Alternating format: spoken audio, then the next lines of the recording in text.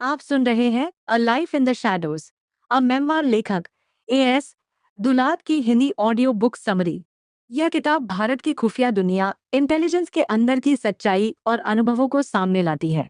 As दुलात, जो research and analysis wing raw के पूर्व प्रमुख रह चुके हैं, इस किताब में अपने जीवन के अनुभव, खासकर कश्मीर से जुड़े मिशनों और राजनीतिक रिश्तों के बारे में बताते हैं। नमस्ते मेरे प्यारे दोस्तों। आज मैं आपको ले चलता हूं एक ऐसी दुनिया में जहां नाम नहीं, कोड होते हैं, जहां चेहरे नहीं, परछाइयां होती हैं, और जहां सच और झूठ के बीच की रेखा धुंधली होती है।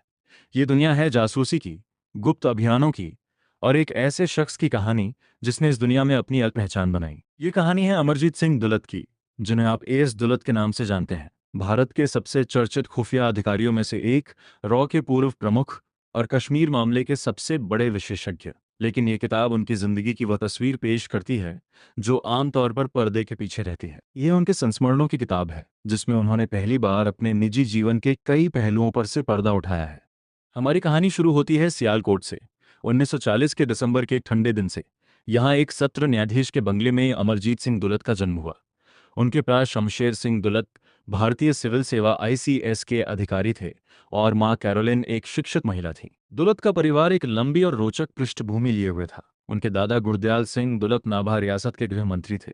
परिवार का संबंध पटियाला के शाही परिवार से भी जुड़ा था। दुलत के पिता ने कैम्ब्रिज विश्वविद्यालय से पढ़ाई की और वहां एक अंग्रेज महिला एलिन मार्गरेट लॉरेंस से प्रेम विवाह किया। उनके बड़े भाई जगजीत बरनबी दुलत का जन्म इंग्लैंड में हुआ। बाद में पिता ने दूसरी शादी की, जिससे दुलत और उनकी बहन कोमा का जन्म हुआ।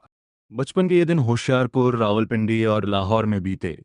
लेकिन 1947 का विभाजन आया और सब कुछ बदल गया। दुलत को वे दिन याद हैं जब रावलपिंडी की रातों में आग की लपटें दिखती थीं और दूर से चीखों की आवाजें सुनाई देती थीं। उनके पिता, जो एक न्यायाधीश थे, उनके पास शिकायत लेकर आने वाले सिखों की कतार लग जाती थी। मां डरी हुई उनसे इन लोगों से न मिलने की विनती करती, लेकिन पिता नहीं मानते थे। सितंबर 1947 में परिवार एक डकोटा विमान से लाहौर और फिर दिल्ली पहुंचा। यहाँ सिविल लाइंस के 2 नॉर्थन रोड पर उनका घर शरणार्थियों के शिविर जैसा बन गया। एक रात पाकिस्तान से अपने परिवार के मारे जाने की खबर सुनकर एक मुस्लिम एसएचओ ने उनके घर पर हमला कर दिया। दुलत की दादी ने उन्हें बिस्तर के नीचे छुपा दिया। गोलियों की आवाज के बीच उनके पिता ने अडिग होकर सामना किया और पुलिस वालों से पूछा, इसका क्या मतलब है? उनके अधिकार भरे लहजे ने हमलावरों के हाथ रुकवा दिए। यह दुलत के पिता की अटल सत्यनिष्ठा का पहला और सबसे बड़ा उदाहरण था, जिसने उनके जीवन को गहराई से प्रभावित किया। 1951 में दुलत को शिमला के बिशप कॉटन स्कूल में भेज दिया गया। यहाँ उन्होंने 6 साल बिताए। ये एक कठोर, अनुशासित बोर्डिंग स्कूल था, जहां अंग्रेजी परंपराओं का पालन होता था। उन्हें याद है कि कैसे विभाजन के बाद स्कूल के 40 मुस्लिम छात्रों को सुरक्षा के लिए चुपके से बाहर निकाला गया था, और एक दरवाज़ा जो उन्हें निकालने के लिए खोला गया था, उसे फिर कभी नहीं खोला गया। यहाँ उन्होंने क्रिकेट खेलना सीखा, जो जीवन भर का जुनून बना रहा। स्कूल के सख्त माहौल में उन्होंने सीखा कि गलती करने पर हाथ उठाकर कहना, मैंने किया, सबसे बड़ी ईमानदारी है। स्कूल के बाद वे चंडीगढ़ के पंजाब विश्वविद्यालय में पढ़ने गए। यहीं उनकी मुलाकात हुई परन से, जो उनकी जीवन संगिनी बनी। परन जिंद की शाही रियासत से ताल्लुक रखती थीं। उनके नाना महाराजा रणबीर सिंह थे। उनके पिता बलबीर सिंह ग्रेवाल एक दिग्गज आईसीएस अधिकारी थे। दुलत ने 7 साल तक परन को डेट किया, जो उस जमाने में अपने आप में एक लंबा वक्त था। परन के पिता शुरू में इस रिश्ते के खिलाफ थे। उन्हें लगता था कि एक पुलिस अधिकारी उनकी बेटी को वह जीवन नहीं दे सकता जिसकी वह हकदार थी। लेकिन दुलत के पिता ने उनका साथ दिया और अंततः 1966 में उनकी शादी हो गई। 1963 में दुलत ने यूपीएससी की परीक्षा दी, लेकिन असफल रहे। 1964 में फिर से परीक्षा दी और इस बार वह भारतीय पुलिस सेवा आईपीएस में चयनित हो गए। उनके पिता ने ही उन्हें सलाह दी। उनकी ट्रेनिंग माउंट आबू में हुई। यहाँ उनकी मुलाकात अपने स्कूल के दोस्त अरुण बब्बर से हुई, जो बाद में मध्य प्रदेश में डकैती रोधी अभियानों के लिए मशहूर हुए। एक बार उन्होंने और उनके दोस्तों ने स्थानीय शराब पी ली, जिससे एक दोस्त की तबीयत बिगड़ गई। अगली सुबह जब सब डर रहे थे, दुलत ने अपनी गलती मान ली। उनके एजुकेंट ने कहा, आखिरकार तुम में इतनी हिम्मत आई। यह स्कूल के उस सबक की पुनरावृत्ति थी जो उन्होंने कभी नहीं भुलाया। 1969 में दुलत ने इंटेलिजेंस ब्यूरो आईबी में शामिल होने का फैसला किया। शुरुआती 4 साल उन्होंने दिल्ली में डेस्क पर बिताए। यहाँ उन्होंने महान अफसरों एम के नारायणन और के एम प्रसाद के साथ काम किया। उन्होंने सीखा कि खुफिया रिपोर्टों में से असली जानकारी निकालना और उसे साफ सुथरी भाषा में पेश करना कितना महत्वपूर्ण होता है। उनके लिए ये वर्ष एक स्कूल की तरह थे। 1976 में उनकी पहली विदेशी तैनाती काठमांडू में हुई। 3 साल उन्होंने नेपाल में बिताए। ये एक सुखद समय था। लेकिन राजनीतिक रूप से यह अशांत भी था। उन्होंने देखा कि कैसे राजा बीरेंद्र के शासन में नेपाल की राजनीति बदल रही थी। भारतीय दूतावास के साथ महल के संबंध इतने सहज नहीं थे। 1977 में अटल बिहारी वाजपेयी, जो उस समय विदेश मंत्री थे, नेपाल आए। उनके भाषण ने दुलत को गहराई से प्रभावित किया। उन्होंने वाजपेयी को बाद में भी देखा, लेकिन उनकी वाक्पटुता और शांत बुद्धि का जादू हमेशा बना रहा। 1980 में दुलत वापस दिल्ली लौटे और उनकी जिम्मेदारी थी विदेशी गणमान्य व्यक्तियों की सुरक्षा की।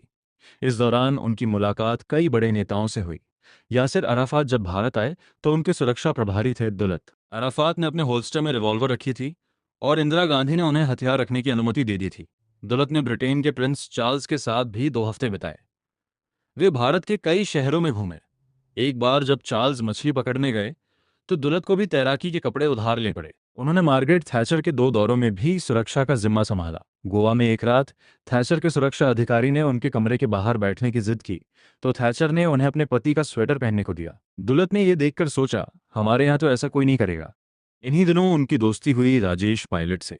1988 में कश्मीर में आतंकवाद भड़कने के बाद पायलट कश्मीर के मामले में राजीव गांधी के आदमी थे। वे अक्सर श्रीनगर आते और दुलत से मिलते। दुलत उनके घर भी जाते थे। पायलट उन्हें 007 बुलाते थे। उनका मानना था कि कश्मीर के मुद्दे को हल करने के लिए बातचीत ही एकमात्र रास्ता है। उन्होंने अलग अलग धड़ों से मुलाकात की। दुलत और पायलट की दोस्ती गहरी थी। 2000 में पायलट की असामयिक मृत्यु से दुलत ने एक सच्चा दोस्त खो दिया।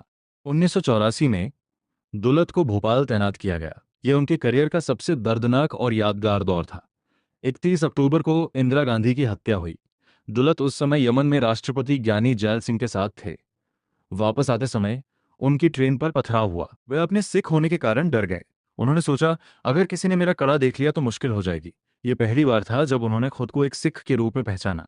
उन्हें एहसास हुआ कि वह पहले सिख हैं और फिर भारतीय। उसी वर्ष 2-3 दिसंबर की रात यूनियन कार्बाइड फैक्ट्री से मिथाइल आइसोसाइनेट गैस लीक हुई। भोपाल त्रासदी की वह रात भयावह थी। दुलत ने सुबह शहर में देखा कि लोग सड़कों पर उल्टी कर रहे थे, गिर रहे थे।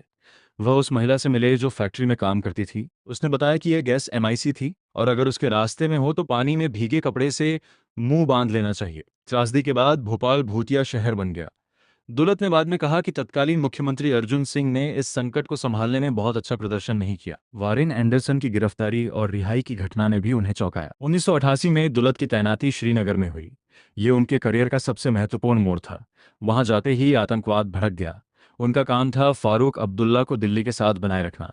फारूक से उनकी पहली मुलाकात बेहद अनौपचारिक थी। फारूक ने उन्हें अपनी कार में बिठाया और एयरपोर्ट तक छोड़ा। दुलत ने उनके घर पर खाना भी खाया। दुलत जल्द ही समझ गए कि फारूक को समझना आसान नहीं है। वह अपनी शर्तों पर रहते थे और उनसे बात करना हमेशा चुनौतीपूर्ण होता था। दुलत ने उनका एक सिद्धांत याद रखा, सच बोलने में मत डरो, चाहे वह सत्ता के सामने ही क्यों न हो। 1989 में आतंकवादी हिंसा बढ़ी। JKLF ने अपना अभियान तेज कर दिया। दुलत के 4 अधिकारी 3 हफ्तों में मारे गए। सितंबर 1989 में JKLF ने पहली बार एक कश्मीरी पंडित टीकालाल तपलू की हत्या की। नवंबर में जज नीलकंठ गंजू की हत्या के बाद कश्मीरी पंडितों का पलायन शुरू हुआ। दुलत ने हमेशा कहा कि इसके लिए राज्यपाल जगमोहन को दोष देना गलत है। वह खुद जगमोहन के निशाने पर थे, जो उन्हें फारूक का आदमी मानते थे। जनवरी 1990 में फारूक अब्दुल्ला ने इस्तीफा दे दिया और लंदन चले गए। दुलत को भी श्रीनगर से हटा दिया गया। वह वापस दिल्ली लौट आए। ये दौर उनके लिए बेहद कठिन था, लेकिन उनकी विशेषज्ञता को भुलाया नहीं गया। 1991 में नरसिम्हा राव की सरकार ने अलगाववादियों से बातचीत करने का फैसला किया। दुलत को इस काम के लिए चुना गया। उनका मुख्य संपर्क था शबीर शाह। वह शबीर से उनके घर पर मिलते, बातें करते। एक बार जब KC पंत कश्मीर गए तो दुलत ने शबीर को उनसे मिलवाया। पंत उनके घर गए और बाद में शबीर को दिल्ली बुलाया। यह दुलत के तरीके का उदाहरण था, विश्वास बनाना, बातचीत करना और लोगों को जोड़ना। 1999 में दुलत रॉ के प्रमुख बने। ये पहली बार था जब किसी IB अधिकारी को यह जिम्मेदारी मिली। यह संक्रमण आसान नहीं था। वो RNW में बाहरी थे। उनके सहयोगी श्यामल दत्त ने ही उन्हें यह पद दिलवाया। उनकी पहली बड़ी चुनौती आईसीमन्स 814 की हाईजैकिंग थी। अमृतसर में विमान के जमीन पर होने के बावजूद दिल्ली से कोई फैसला नहीं आया। दुलत ने बाद में स्वीकार किया कि यह दिल्ली की बड़ी विफलता थी। पाकिस्तान में तख्तापलट भी उनके कार्यकाल में हुआ। वो आधी नींद में प्रधानमंत्री के फोन का जवाब दे रहे थे। उन्होंने आधे घंटे में जानकारी जुटाने का वादा किया। रॉ प्रमुख के रूप में उनकी सबसे बड़ी उपलब्धि थी रूस, चीन और अन्य देशों से संपर्क स्थापित करना। उन्होंने मॉस्को में अपने समकक्ष से मुलाकात की। वहाँ उन्होंने रूस चीन भारत सहयोग की संभावना पर चर्चा की। बाद में बीजिंग ने भी यही विचार रखा। हालांकि चीनियों ने हाँ में हाँ मिलाई, लेकिन कोई ठोस परिणाम नहीं निकला। दिलचस्प बात यह रही कि ब्रजेश मिश्रा ने उन्हें चीन यात्रा पर साथ ले जाने का आग्रह किया और कहा कि या तो वह आए या रॉ से कोई न आए। 2000 में दुलत ने पीएमओ में कश्मीर सलाहकार के रूप में काम करना शुरू किया। यहाँ वह अटल बिहारी वाजपेयी के साथ काम करने लगे। उन्होंने वाजपेयी को हुर्रियत से बातचीत करने के लिए राजी किया। 2003 में एक बैठक में वाजपेयी ने कहा, बात तो करनी पड़ेगी। जसवंत सिंह ने पूछा, किससे? वाजपेयी ने कहा, हुर्रियत से। जसवंत सिंह ने पूछा, आप बात करेंगे? वाजपेयी ने कहा, नहीं नहीं, आडवाणी जी करेंगे। यह कश्मीर में संवाद की शुरुआत थी। दुलत का मानना था कि कश्मीर में बंदूक से नहीं, बातचीत से समस्या हल होती है। उन्होंने अपने तरीके को दुलत मॉडल कहा जाने लगा। उनके लिए लोगों से बात करना, उनकी बात सुनना और उन पर भरोसा जताना सबसे महत्वपूर्ण था। वे अलगाववादियों को अपने घर बुलाते थे। एक बार हुर्रियत के 2 अलग अलग धड़े के लोग एक साथ उनके घर आ गए। दुलत ने कहा, मैंने नहीं बुलाया, आप खुद आए, अब आप आपस में संभालो। लेकिन दुलत हमेशा अपने तरीकों पर अड़िग रहे। उनका कहना था कि विश्वास बनाने में समय लगता है। उन्होंने कश्मीर में कई युवाओं को आतंकवाद से वापस लाया। 1994 में आईबी ने 4 आतंकवादियों को सुरेंदर कराया। ये एक बड़ी सफलता थी और इसके पीछे था संवाद और विश्वास। दुलत का मानना है कि कश्मीर को समझने के लिए कश्मीरियत को समझना जरूरी है। उनके लिए कश्मीरियत एक भावना है जो सदियों से वहां रहने वाले लोगों की साझा संस्कृति, भाषा और परंपराओं से बनी है। उन्होंने आगा अशरफ अली जैसे लोगों का उदाहरण दिया जो कश्मीरियत के प्रतीक थे। आगा साहब एक शिक्षाविद थे जिनका घर सभी के लिए खुला रहता था। उनकी लाइब्रेरी में गांधी की किताबें थीं। उन्होंने दुलत से कहा था, शेख अब्दुल्ला बहादुर थे, लेकिन उनमें दिमाग की कमी थी। दुलत ने उनसे कश्मीर की राजनीति पर कई बार चर्चा की। दुलत ने 2018 में पाकिस्तान के पूर्व आईएसआई प्रमुख असद दुर्रानी के साथ एक किताब लिखी, द स्पाई क्रॉनिकल्स। ये एक ट्रैक टू डायलॉग था जहां दोनों देशों के पूर्व खुफिया प्रमुखों ने एक दूसरे से बातचीत की। दुलत का कहना है कि पाकिस्तान के साथ संबंधों में सबसे बड़ी बाधा है विश्वास की कमी। वह चाहते हैं कि दोनों देशों के बीच एजेंसी टू एजेंसी डायलॉग शुरू हो। दुलत के लिए जासूसी का काम एक वाइल्डरनेस ऑफ मिरर्स है। उन्होंने जेम्स एंगल्टन का उदाहरण दिया, जो सीआईए के दिग्गज थे।